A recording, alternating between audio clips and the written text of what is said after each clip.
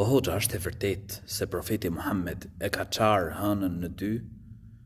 Po e vërtet është një mrekulli që ka ndodhur në kohën e profetit a.s. Dhe Zoti i gjithësisë e përmend këtë mrekulli në Kur'an. Iqtarabet as-sa'atu wa inshaqqa al-qamar. Është afruar koha pra kiameti dhe u përgjysmu hana, kështu kuptohet prej ajetit në Kur'an.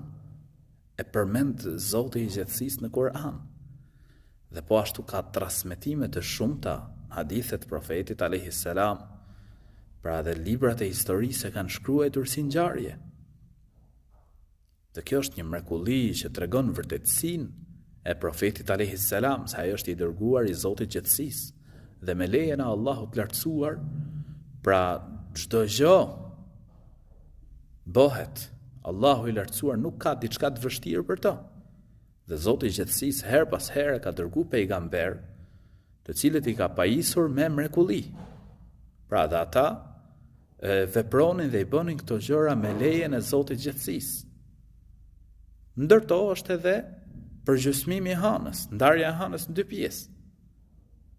Po ashtu mrekullia më e madhe, me cilën ka ardhur profeti Muhammed, paqja dhe mëshira e Zotit qofshin mbi të, është Kur'ani, i cili është origjinal, siç ka zbrit prej të Madhit Zot, nuk ka në të kontradita, nuk ka në të kundërshtime.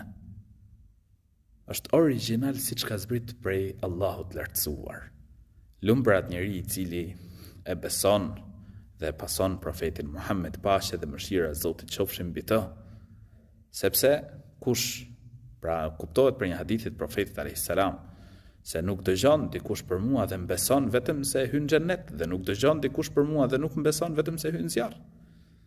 Me fitu lumturinë e përjetshme xhennetin, duhet me besu profetin Muhammed, paqja dhe mëshira e Zotit qofshin mbi të.